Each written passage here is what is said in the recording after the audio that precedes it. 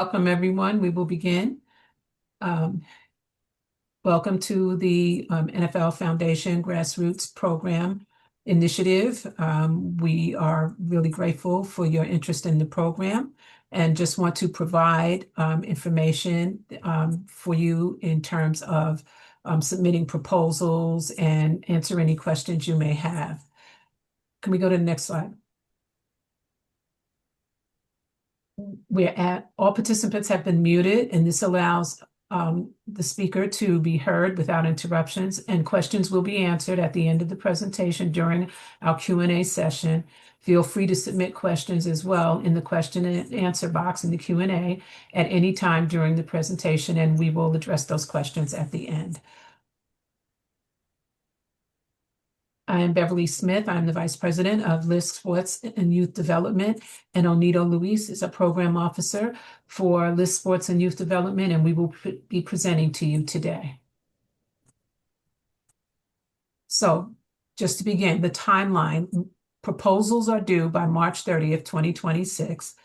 Please, we encourage you to read the complete RFP before submitting your proposal, and your email submissions should be submitted to sportsandyouthdevelopment@lisc.org. Please send the proposal as a PDF attachment and include all required documents as per the RFP. And please do not send the proposal in the body of your email. It should be a separate PDF attachment. Please title the attachment with your organization and project name. Ability of funding is at two levels. Matching grants of up to $250,000 for field surface grants. So for field surface grants, we're doing $250,000 grants for synthetic turf fields surfaces, or if you're doing a grass field, $100,000 is available for natural grass and sod surfaces. Proposals for full-size fields must be at least 120 yards by 53 1/3 yards. Practice-size fields must be at least 60 by 26 yards. We also are providing matching grants of up to $50,000 for general field support grants. General field support can cover the installation or refurbishment of bleachers, concession stands, lights, irrigation systems, and other needs, scoreboards for the fields. Organizational eligibility criteria to qualify for the grassroots funding.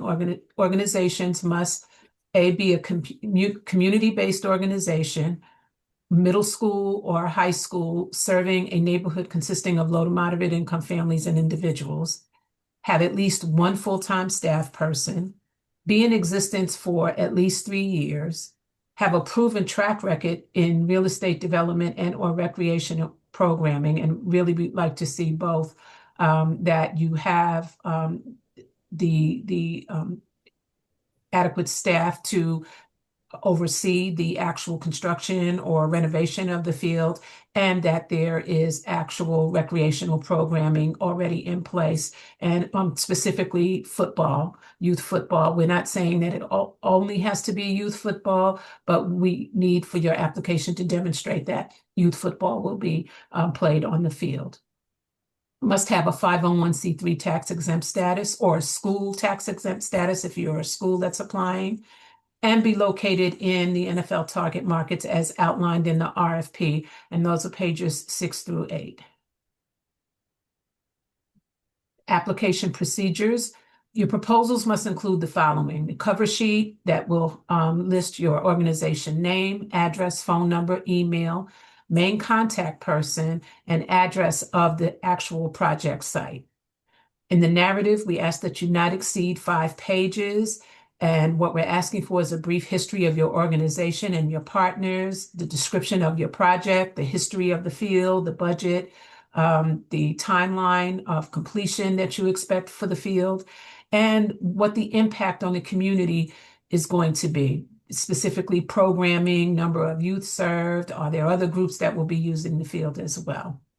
And please note that the use of the NFL Grassroots program, NFL, or LISC logo is expressly prohibited without our approval. And with that, I'm going to turn it over to Onito Luis so he can talk about the selection criteria. Thank you, Bev. We'll start off by talking about the feasibility of the project. So the questions you want to kind of have as kind of guiding questions as you're putting your proposal together are the proposed budgets realistic and well supported? Meaning, do you have enough money in your budget or just enough money in your budget to actually get this project started and going? Are there any site control or environmental concerns that need to be addressed prior to the work starting? Does the project require approval from other parties or governing bodies? For example, maybe the site that you have in mind is owned by someone else. Do you have approval to do that? Or if you don't need approval from another party, can you demonstrate that you own the land? A dollar for dollar match is required at all levels of funding. How much of the match is currently secured? So if you're applying for any of the levels of funding that Bev previously discussed, have you secured at least that amount to reach that particular requirement? Are in-kind donations eligible, and what qualifies as an in-kind contribution? In-kind donations are eligible, and we define it as uh, either the materials or labor contribution to the project from a contractor or in-house facility that's capable of completing that in-kind donation. And we can talk about it more during the Q&A, as I'm sure folks will have more questions. Next slide. Project readiness. What is the timeline for this project? Very important. Can the project be completed within 18 months from the funding date? So if this project were to start, hypothetically, in June of 2026, could it be done 18 months from that date? Does the project interfere with existing programming? Well, you need to shut down existing programming to get the project started. Management capacity. Does the organization have the resources to complete the project efficiently and effectively? Who will manage the project? How many full-time staff do you have? What is their experience? Basically, just giving us some insight as to who is going to be your project management team. Do they have experience managing these types of capital improvement projects? Any kind of information that you can provide around that will be helpful for us as we review your application. Neighborhood impact. Does the project meet the low to moderate income requirements? And you can kind of discuss this in your proposals in various ways, either by citing the area low to median moderate income in your specific area, or if you're a school or work with a specific population of students, you can also provide their free or reduced price lunch percentages, or how many of those students or youth that you serve are on free or reduced price lunch. Uh, who are the primary users of the field, specifically youth football programming? Will the community at large have access to the field? Very important. Proposals must include memorandum of understanding between grantee and any community partners where such partnerships exist. Next slide.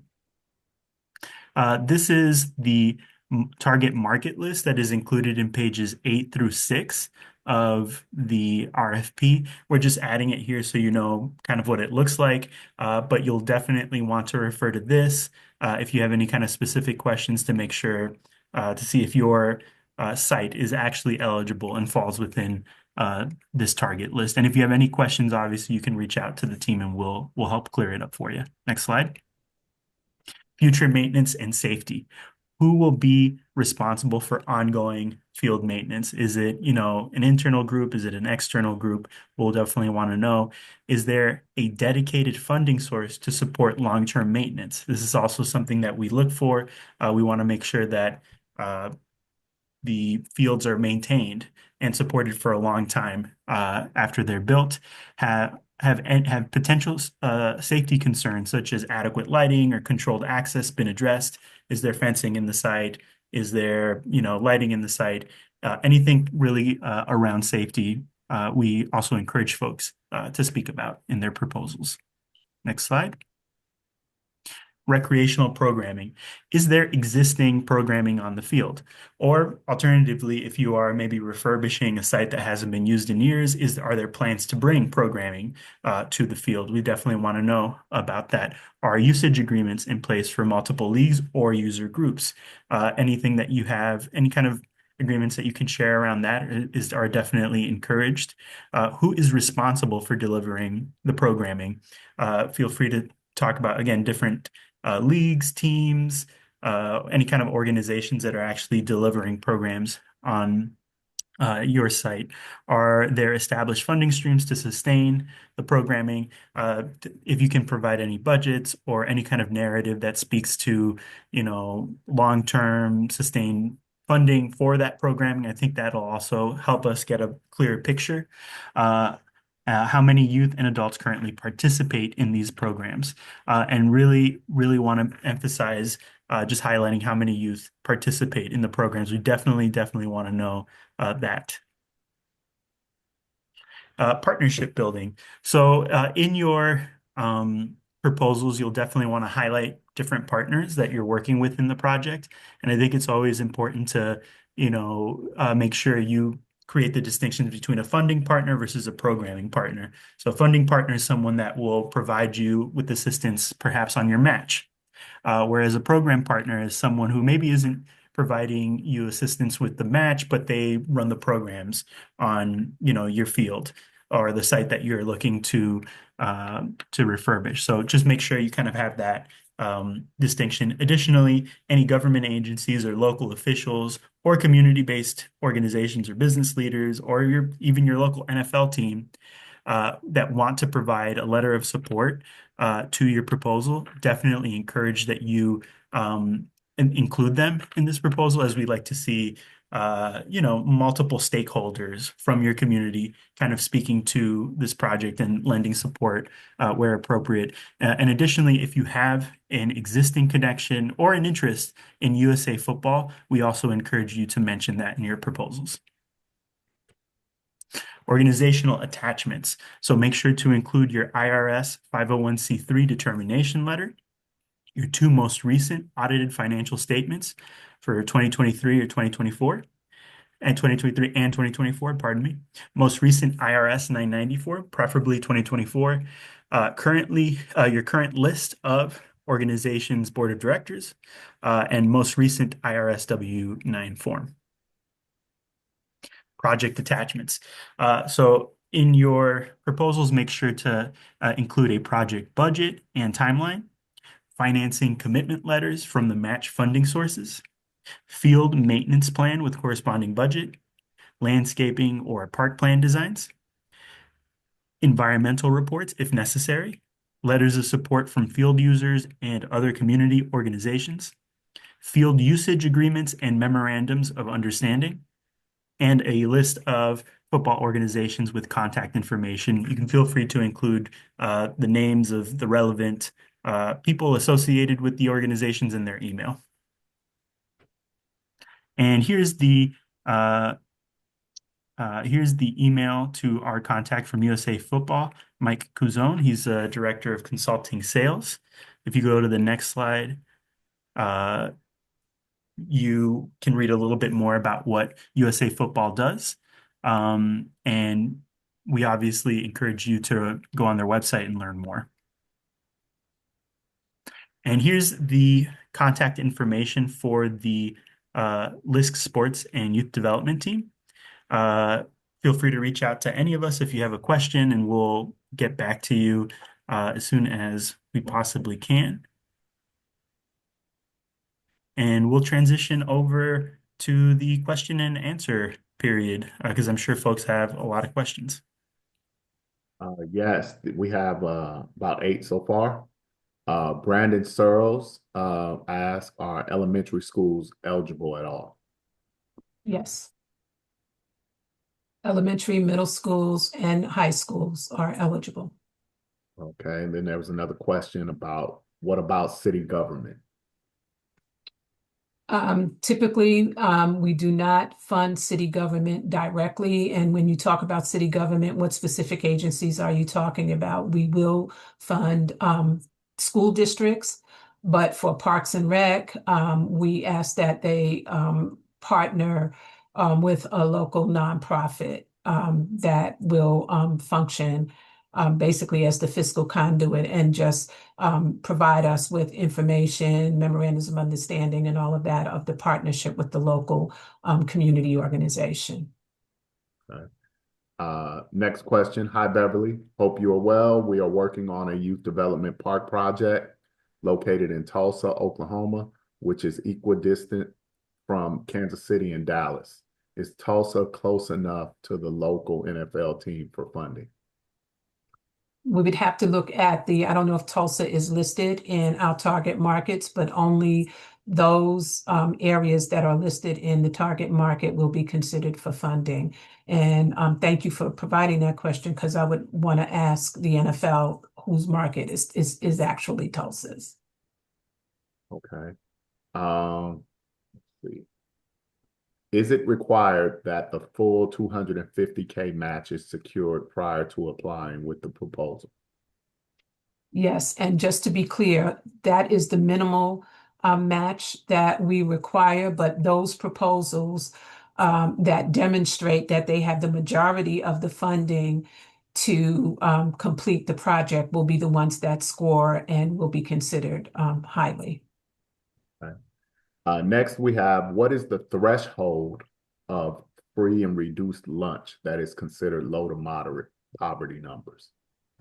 I think if it's at least 20 to 30% of your school district youth that qualify for free or reduced lunch, that's what we will consider, at least 20 to 30% minimal. Next is, did I hear that the grant could be used for light installation on an existing field? $50,000, we would award up to $50,000 toward lighting, and as all levels of funding require match. So yes, that would be the maximum, and that would require a match. So if the funding is, if the cost of the lighting on the field is $50,000, we would provide $25,000, and you would have to match the other $25,000. All levels of funding require a match. Okay. Next, we have someone who logged on late. They said, if our nonprofit is newer and we only have 1 year of audited financial statements, is that okay? No, we would need more than that. We need to know that you've been in existence as per the RFP minimally for 3 years. If there is another nonprofit that you can partner with on the ground, you may want to pursue that or look into that, who can demonstrate that they have the experience to manage the grant. Next, we have that question about government entity was the City of Pittsburgh Public Works Parks. Yeah, we would want them to, you would need to partner with a local nonprofit, particularly around the specific site that you're talking about. One of the things that if we're focusing on a particular project, we don't want money to be redirected somewhere else. We want to make sure that it's going to the specific site that's being applied for. And we want to know that the local community or a local community entity, has a voice in that and can help to facilitate ensuring that the funds go to the site that's being applied for. Okay. The person who asked about field dimensions, the dimensions are listed on the screen now. Proposals for full-size fields must be at least 120 yards by 53 1/3. Practice size fields must be at least 60 yards by 26. Next question. Do we need to show confirmation of match, or we discussed that already, needing to show confirmation of match in order to apply? Let's see, is a school district in the mountains of Colorado about 1.5 hours away from Denver eligible? I would look at the Denver, when you look at the target market list and look at the Denver Broncos, Yeah. it will list specifically what markets are available. Yeah, and in that case, because it's the Denver Broncos, it's statewide. So yes. Okay. Okay, this question is, how many grants are typically awarded each year nationally? Does it differ every year? Is it only one? What percentage are approved? We, on average, about 15. The NFL has generously increased some of our funding this year for this round, so we expect that minimally 20, and it could be more depending on the size of the grants that are applied for. So it's a very competitive, just to be clear, it's a very competitive process, not just in terms of the areas that we're able to serve, but even with the teams. So not every field is not put in every team market.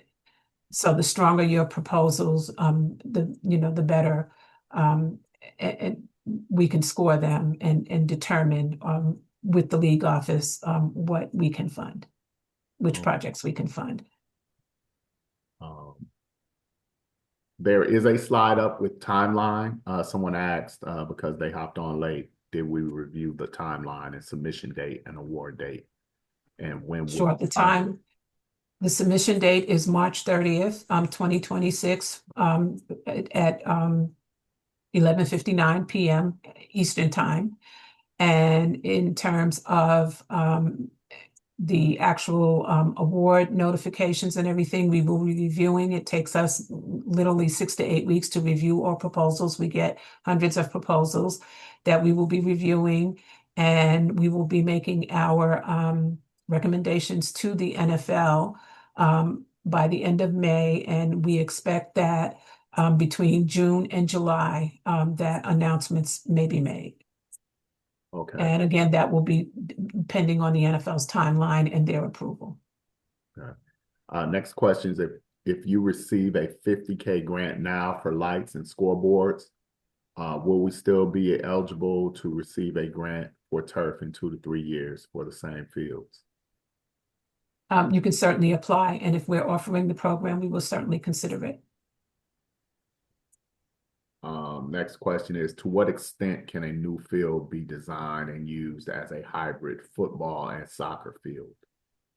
It can. Most of the fields that we are assisting are mainly the only fields in community, so they're used for everything, not just football, but soccer, rugby, marching bands, everything, because it's the only field in the community, and so it has to be accessed. What we ask is that you demonstrate the youth football programming on the field. We want to know that the field is being used for youth and football and flag football. Next question is, what amount of funds are available for grants this cycle? It's up to $250,000 for turf, up to $100,000 for grass, and up to $50,000 for amenities, as we said earlier, such as bleachers, fencing, scoreboards, lighting. Is it possible to get feedback on a previous proposal to learn how to improve it for this year? I don't know when you applied, and I don't know if we will be able to do that, but just let us know what your concerns are with your previous in your proposal, what you applied for, and it would be helpful to let us know if you applied in a previous round. Would it be possible to put an application in for both the resurfacing and the general field support? If so, are they two completely different applications?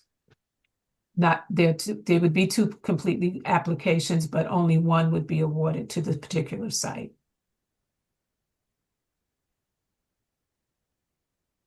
If we have a local company that would be willing to discount a concession stand, for example, if the ticket price is $100K and they discounted it to $50K, would that be considered an in-kind donation to qualify for the match? In-kind donations, yeah, are specifically related to the field. So what you would have to do is provide what the contractor or what the vendor is providing that is related to the actual field improvement, and a dollar amount on their letterhead to say that they're willing to do this as an in-kind. So with contractors, it could be, they charge you for the supplies, but not charge you for the labor. Well, what would be the cost of the labor? We can count that as in-kind.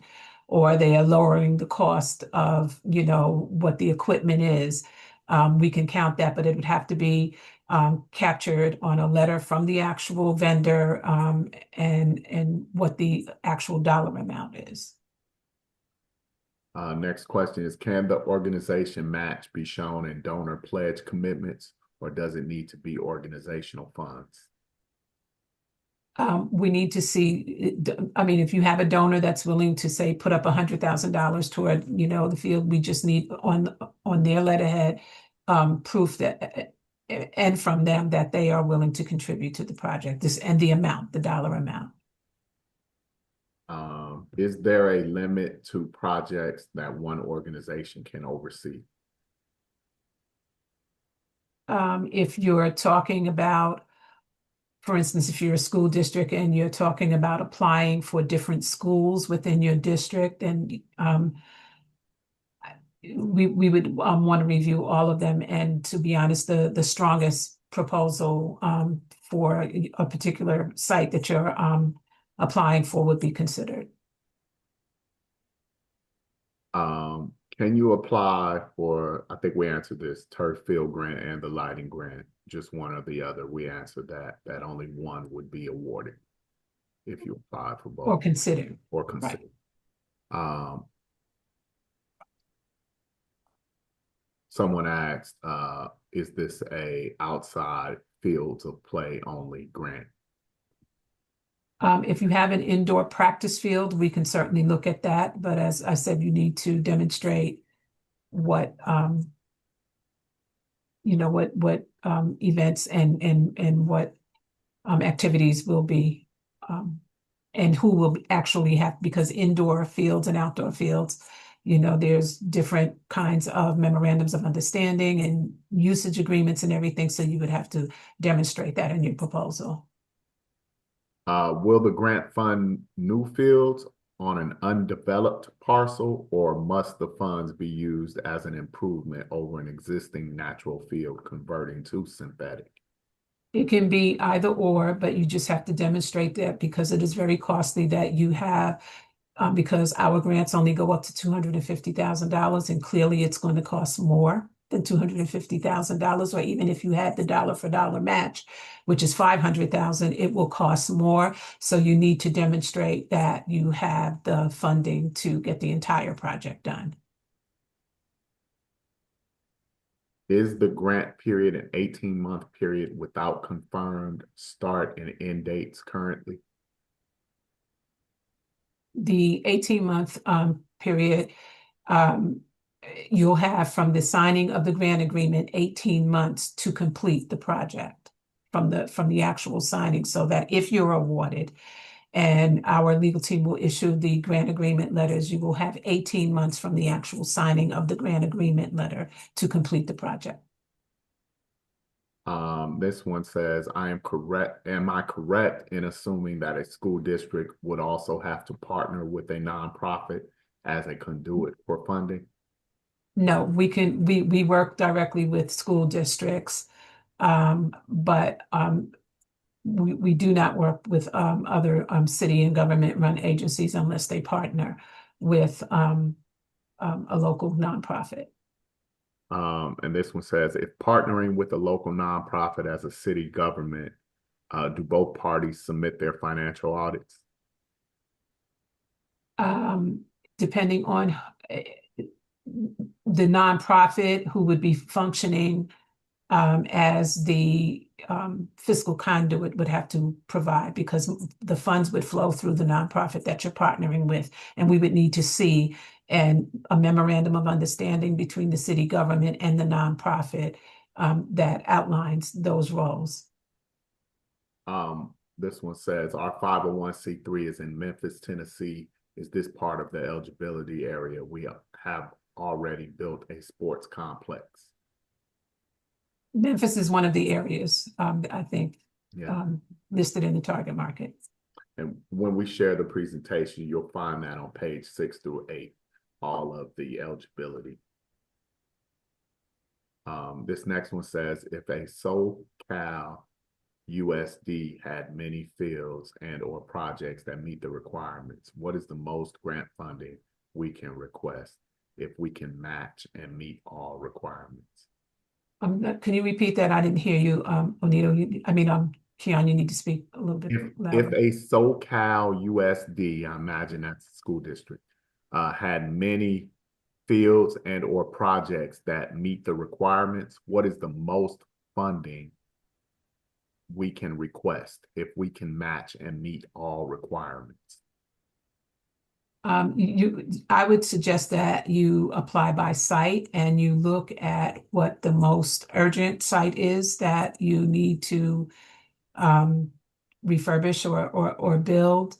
I don't know that we will be doing multiple in particular school districts, that we will be doing multiple schools, because as I said, this is a competitive process. We are expecting anywhere between 20 to 25 grants, and it's nationwide, so that we will not be putting, more than one in a particular geographical area. So if you have multiple schools, I would suggest that you choose the school that is in most need. This one says, we're looking to replace bleachers that were demolished along with a concession stand.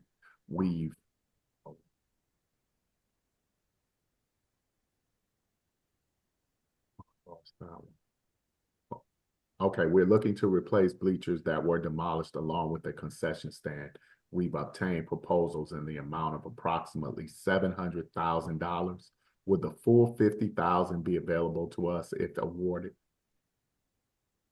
If you have the match and you can demonstrate that you have the remaining funds to get the project done, and the budgets and are reasonable. Okay. This one says, if our county is not included, can we request that it be included? If what is not included? If our county is not listed, can we ask for our county to be included? If it's not listed in the Eligibility. target markets, no, only those markets that are listed on pages 6 through 8 are eligible to apply for this round. If in a future round you would like to add your county or another geographic area, we would ask that you would submit a letter of request that we can then share with the NFL and the local NFL team to determine whether or not they want to work in those particular markets. This one says, besides support from our local club, would a stakeholder letter from personnel at NFL HQ, NFL Foundation, or NFL Community Relations strengthen the application? It might, it depends on, and as I said, we are looking at, a number of pieces to the application or the proposal that you submit. And so they can recommend it, but if you do not have the match funding or you don't have the required documentation and everything, that can hurt. But it can also help if you have everything in place and you have the support of the local team or the headquarters. This one says Morris County, New Jersey is listed on the target market list. We are located in Sussex County, New Jersey.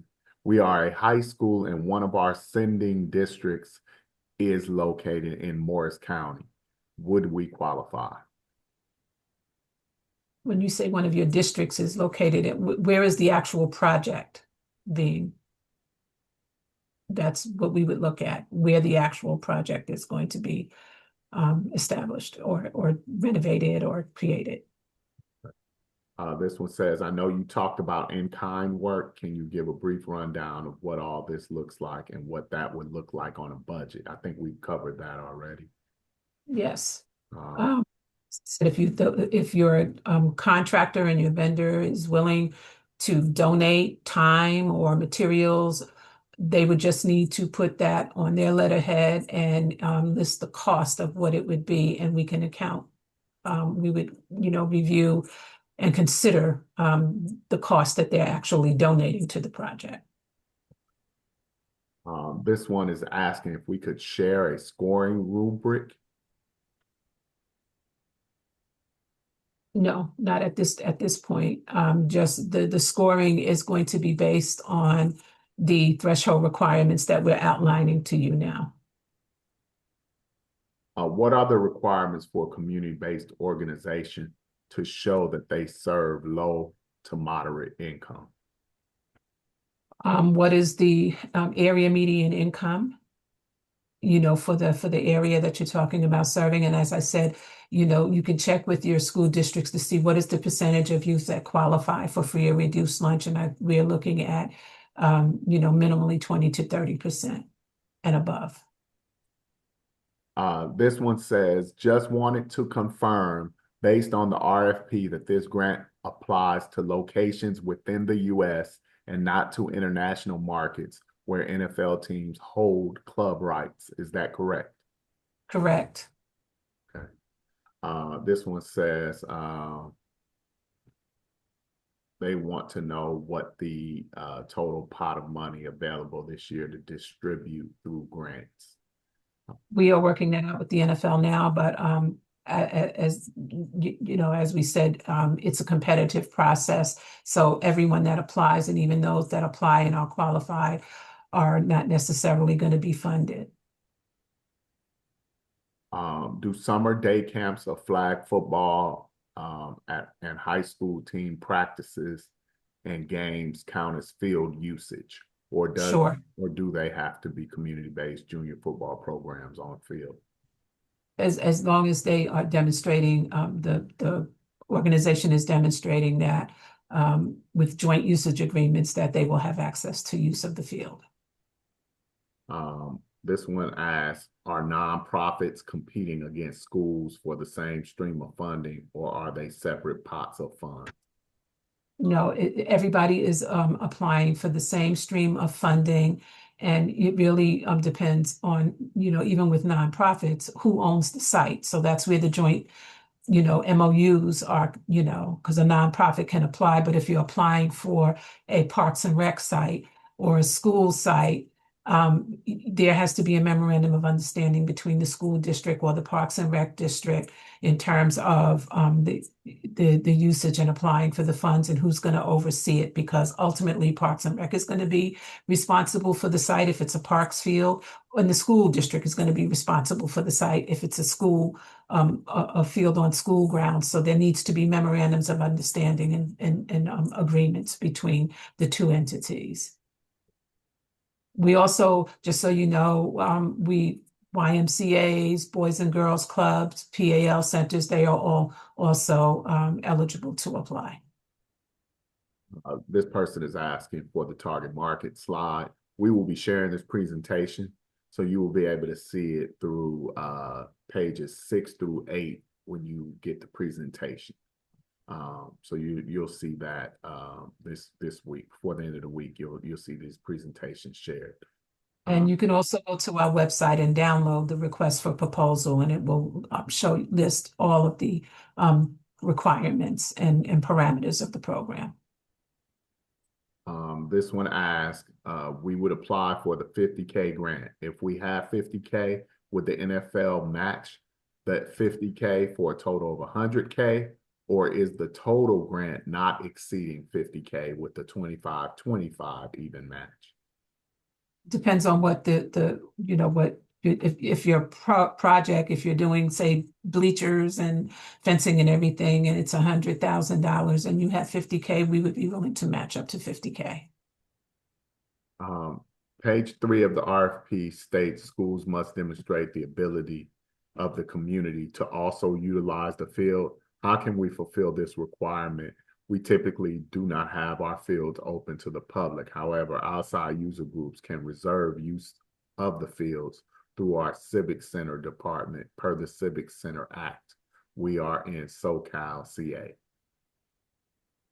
You would have to provide us with joint usage agreements, whatever your process is of opening the field to the larger community. We would want to see joint usage agreements between you and the group and the entity that would be using the field. Okay. And then this is a more clarity on the earlier question about the New Jersey site. The actual project is in Sussex County, but 1/3 of the students that participate in our youth football program and attend our high school live in Morris County.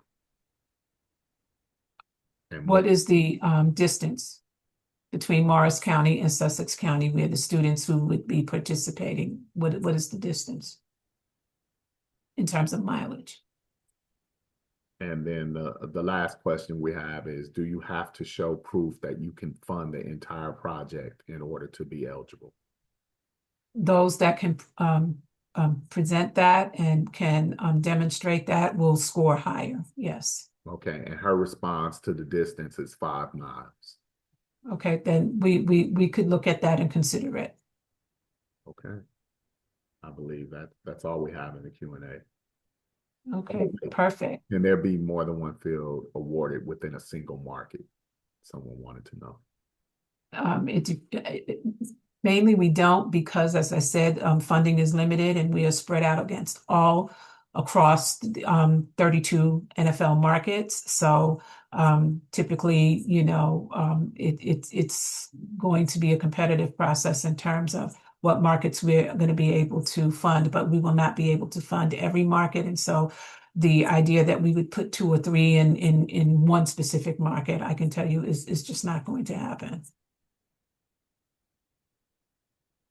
What I would say is thank you. And if you have specific questions related to your project, you can hit us up in our email and we can answer those questions. And we look forward to reviewing your proposals and just want to thank you all for the good work that you're doing in community and for promoting youth sports. It's not just about sports, it's about health and wellness and all of the other things that make our communities whole and healthy. So thank you all. And we look forward to seeing your proposals. And as I said, if you have questions, you can reach out to us individually.